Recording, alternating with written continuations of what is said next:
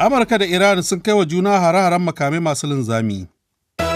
'Yan sandan Indonesia sun kama tarin mutane masu zanga-zangar adawa da tsadar man fetur. Adadin mutanen da girgizar ƙasa ta halaka a Venezuela ya kusa 1,000.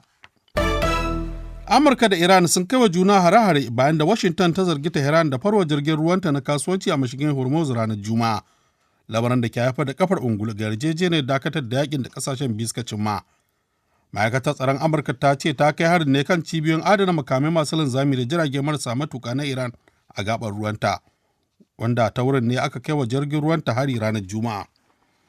Wani gargaɗi da mataimakin shugaban Amurka J.D. Vance ya wallafa a shafinsa na X ya ce Amurka za ta ci gaba da mayar da martani kwatankwacin abin da aka yi mata, kuma idan har Iran ba ta aminta da sulhun ba, ta iya kiransa a waya.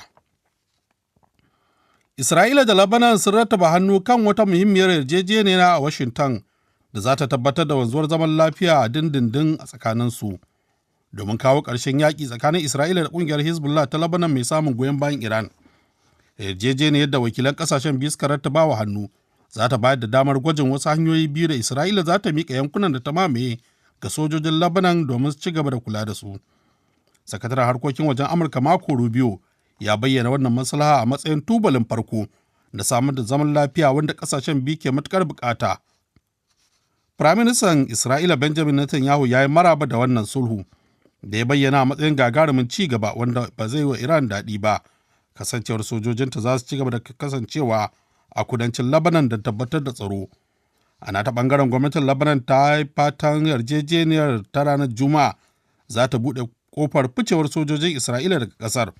To sai da Hezbollah ta yi fatari da tsarin, kamar yadda wani kusa a cikinta Hassan Fadlallah ya shaida wa kafar yada labarai ta Al-Maidin da ke Lebanon.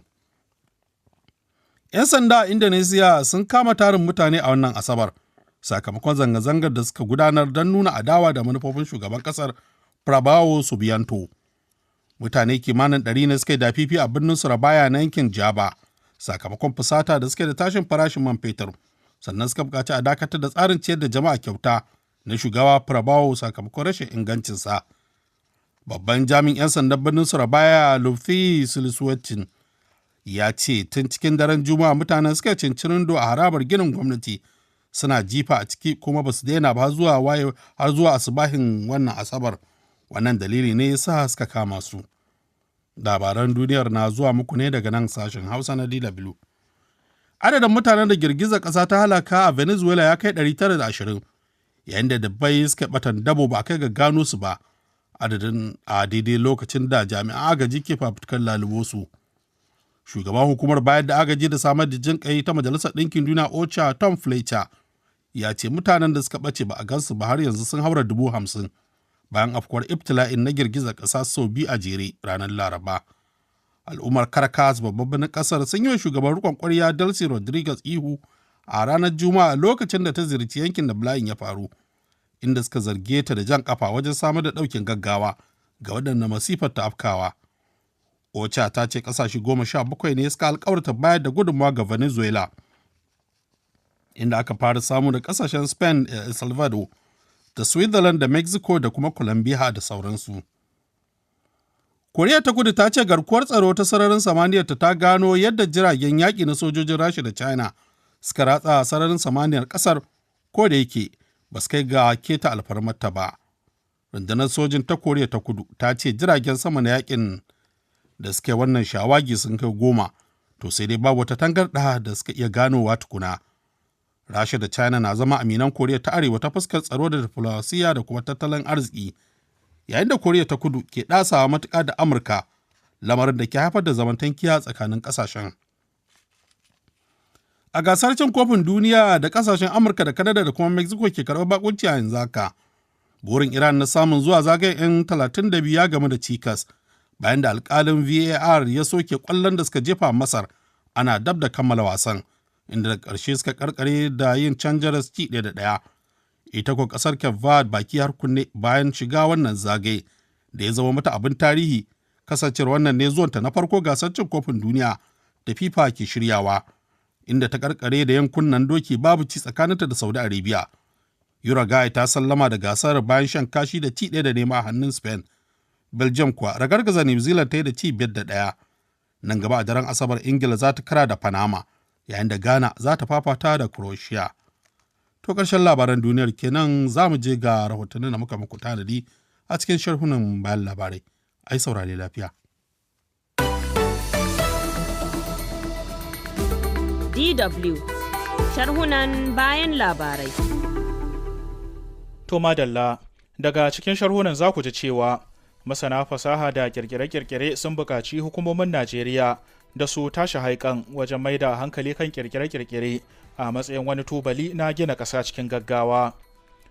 Asusun UNICEF ya samar da wata sabuwar dabara ta cusawa yara 'yan gudun hijira ilimin zamani a ƙasar Ghana. Ƙasashen Afirka da dama sun bi sahun ƙasashen yammacin duniya wajen hana yara 'yan ƙasa da shekaru 16 amfani da shafukan sada zumunta. Sunana Musa Tijjani Ahmad.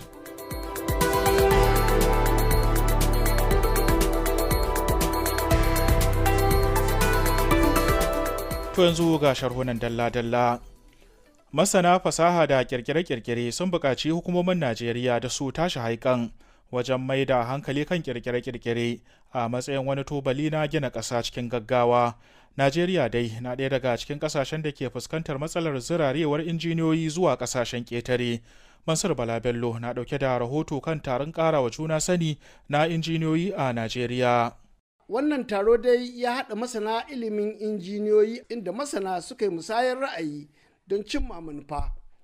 Shugaban wannan ƙungiya Professor Rahman Bello ya jinjina wa wakilan da suka baje koli na ilimin basirarsu domin nuna wa duniya cewa Najeriya ba kan wallasa bace ta wannan fannin.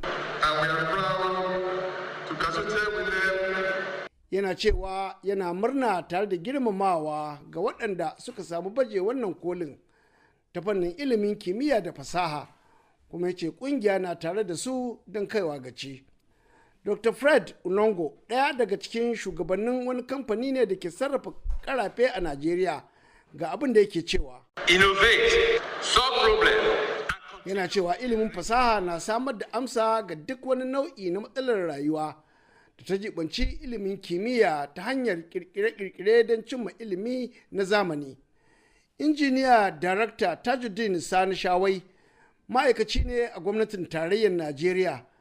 Ga matsayarsa kan yadda ake kallon masu ilimin fasaha a Najeriya tamkar babu su a tarihin kasar. Wato in ka dubi dukkanin kasashe na duniya waɗanda suke ji da kansu a ɓangaren fasaha, ba zan ɗauki maka ɗayan biyu ba sai ka samu ɗan Najeriya wanda yake zakakuri kuma a gaba-gaba wajen samar da kirkire-kirkire na fasaha a duniya, wanda yake ɗan Najeriya ne a Najeriya ya yi karatun nan tun daga matakin sakandare zuwa jami'a ya fito, kafin nan watakila ya tafi kasashen duniya saboda ya samu cewar bai samu wani aiwatar da wannan karatun nasa a wannan ƙasa.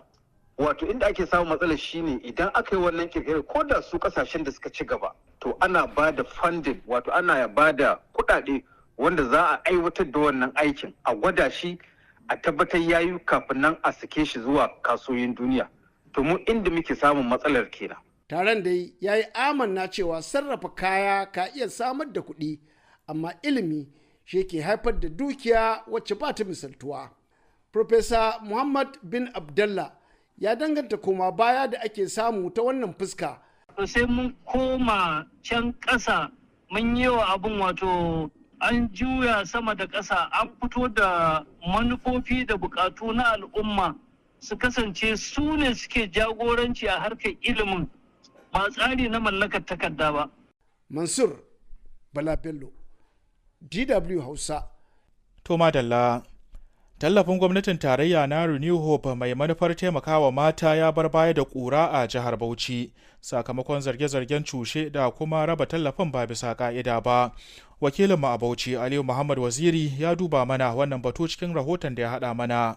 Mata ne suke cikar dangon fari a sakatariyar ƙananan hukumomin jihar, musamman ma na ƙaramar hukumar Bauchi, inda waɗanda suka cika tallafin na Renewed Hope suka fi yawa. Matan dai sun shafe akalla sama da mako biyu suna zuwa domin tantance su kafin samun kuɗin na naira 75,000, amma kuma galibin su ba su samu ba saboda wani tsari na daban da jami'an suka zo da shi da ya saba da ainihin tsarin da gwamnatin tarayya ta yi, ta yadda kuɗin kan isa asusun ajiyar banki na wanda ya cika, da kuma rashin cikakken bayanin inda ya kamata masu cikawar su je, kamar yadda Mufshi Yohana da ta zo Bauchi daga karamar hukumar Bagwaro a lokacin da kuma jami'an suka tafi can Bagwaron ta shaida mana irin wahalar da ta sha. Dubawa za a yi a san yanayin stress inda mata suke tafiya, yanayin kuma yanda wahalar da mata suke sha a ciki, su nemi mafita wanda ba sai matan nan sun zo sun taru ba, kamar yadda aka yi maganan asusu in nan idan da ana turawa a ciki ba lallai ba ne ya tara mata da yawa irin wannan ba, amma lokacin da ake zuwa ana magana na a cika wannan tallafin nan, a wannan lokacin ya kamata a yi magana da wannan matan kowa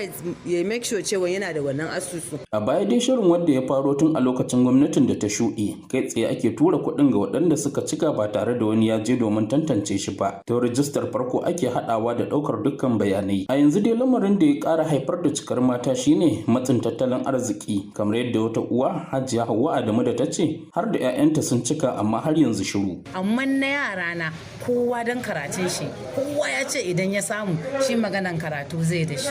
To kina ganin yau da za a ce ba su samu ba kamar zai zama da damuwa kenan? A dan gaskiya sun sa ransu sosai, musamman dan auta na balle da ke shi maraya ne zamanin da ake jajjefa bom din nan a Jos. Bom ya tashi da babansu a kasuwa a tasha na Bauchi Road. Duk da cewa mata ne suka fi yawa a wajen neman tallafin, amma akwai ɗaiɗaikun samari da suka cika kuma suka biyo sawu, kamar yadda Abdullahi Muhammad da ke harkar kasuwanci ya cika don ƙara ƙarfin jari, amma lamarin ya ci tura. Gaskiya har ga Allah abu jiya da mutane sama da 5,000, amma ban yi tsammanin mutum 200 sun samu ba. Wasu sun zo daga wasu garuruwansu da wasu ƙauyukansu, wani ya bar kasuwansa, wani zai je gona, haka ya haƙura da maganan gonan da yana ga idan ya samu wannan tallafi shi zai ƙara ɗan inganta masa hidiman gonansa ko kasuwansa. To kaga wannan ɗan 75,000 da ake bayarwa idan na ɗora akan abuna akan kasuwa na zai taimake ni. Bello Muhammad Dewu shine jami'in da ke kula da shirin a karamar hukumar ta Bauchi, wanda a lokacin yake bagwara da na tuntuɓe shi a waya domin jin ba'asi daga bangaren su. Hello? Kace? Hello? Kana ji na? Rashidi sai ya kashe wayar tamkar baya jin abin da nake faɗa. Bayan sake ƙoƙarin neman sa kuma wayar ta kasance a rufe. Aliyu Muhammad Waziri, DW Hausa daga Bauchi a Najeriya. A yankin Niger Delta kuwa ƙungiyoyin da ke kula da bututun mai da iskar gas a yankin sun koka kan gaza cika sharaɗin da aka gindaya musu na kula da bututun, wanda hakan ka iya mai da hannun agogo baya a ƙoƙarin su na kare yankin daga gurɓacewar muhalli. Daga yankin Niger Delta, Muhammad Bello na ɗauke da rahoto. Wasu gungun gaggan mutane dai a ƙasar da sautari ke fin ƙarfin doka da ake kira kabal su ne ke neman mai da hannun agogo baya ta fuskar musamman tsaron da kamfanonin tsaro irin su kamfanin Tantita na Tamfolo ke aikin samarwa a tsokin da bututayen ɗanyen mai da makamashin gas suke, da ma ɗaukacin harabobin ayyukan haƙo mai, in ji ƙungiyar ta al'ummomin yankin mai arzikin mai da kamfanonin mai ke aiki a tsokinsu da ake kira Hostcom, gami ma da sarakunan gargajiya. Nigeria's total oil production increased by 2.2%. Bayani kenan a zaman na Hostcom don bayyana halin da yankin na Niger Delta ke kokarin afkawa in har ba a yi da gaske ba, inda ake bayyana cewa aikin tsaro ya sa an samu ƙarin adadin gangunan ɗanyen mai da ake haƙowa da yanzu yakan kai ganguna miliyan 1.700,000 a rana.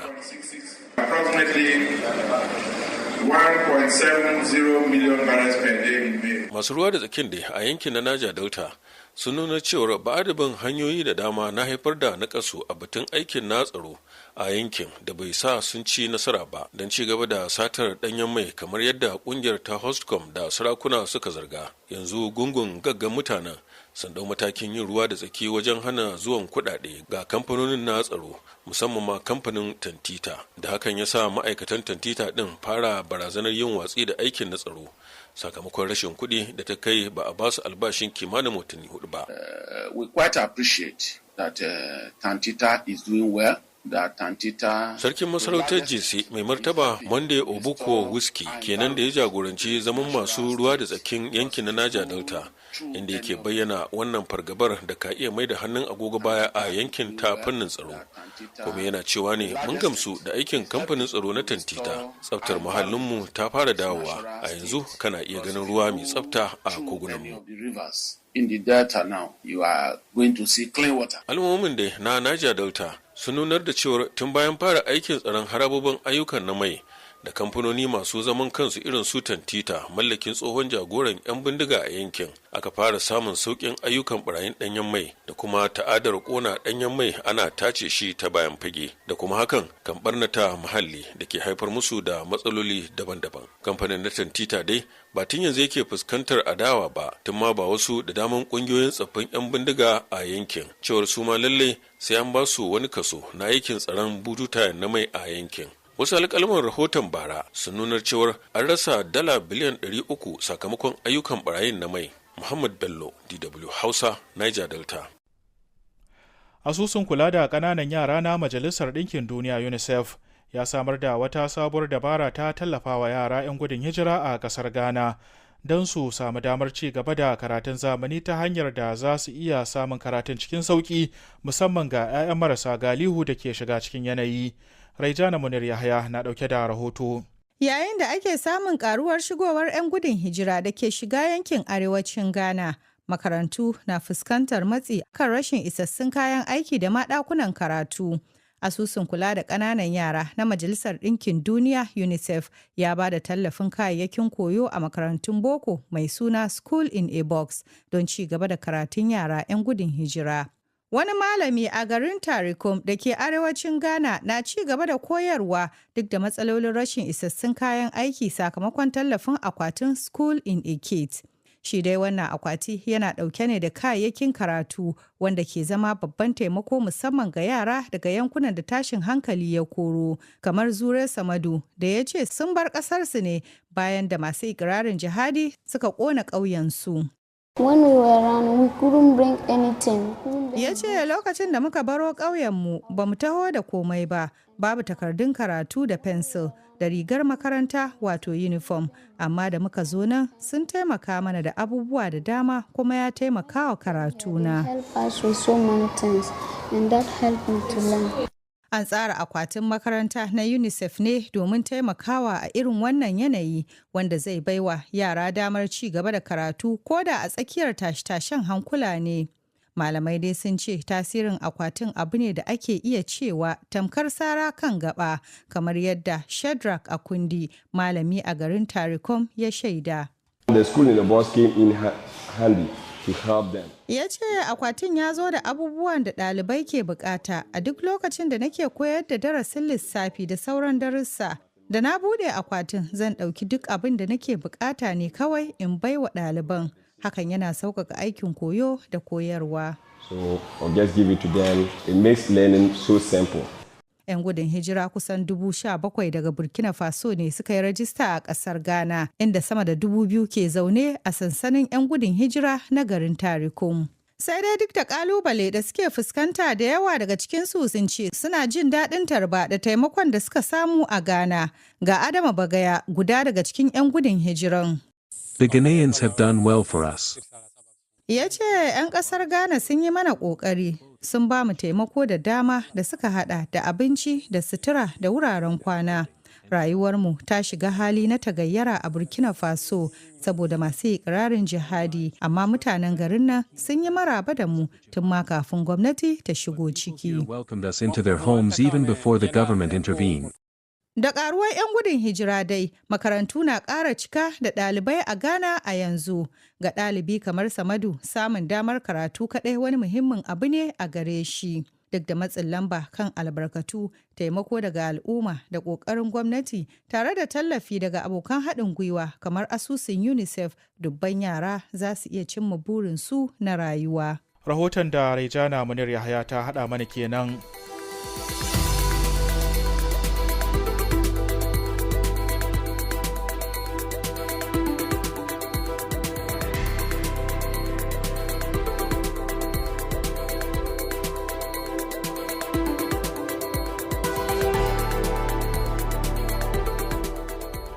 An buɗe wata kasuwar baje kolin kayayyakin da yara ƙanana, marayu da sauran waɗanda suka bar garuruwansu na asali sakamakon tashe-tashen hankula suka kera a birnin Yamai na jamhuriyar Nijar. Wata cibiya ce mai zaman kanta ta buɗe wato wajen koyar da sana'o'in da kuma baiwa marayun ilimi. Wakilinmu na Yamai Salisu Bukari ya ziyarci wajen baje kolin ga kuma rahoton da ya haɗa mana. An shiga kwana na biyu a wannan baje koli na kayayyakin da yara marayu da sauran yara da suka gujewa garuruwansu domin matsaloli na 'yan ta'adda da kuma sauran wasu yaran da ke gararan ba akan titi, dukkaninsu da ke cikin wannan cibiya suke sarrafawa. Inda ake wannan baje koli a cibiyar kula da raya al'adu ta CCOJ, wanda wannan cibiya ta kula da yara ta na ta shirya. Kuma yayin da na isa wajen baje kolin na samu tattaunawa da yaran. Sunana Abdullahi Sahabi, ni maraye na shekara ta 10. Muna saida magani, muna saida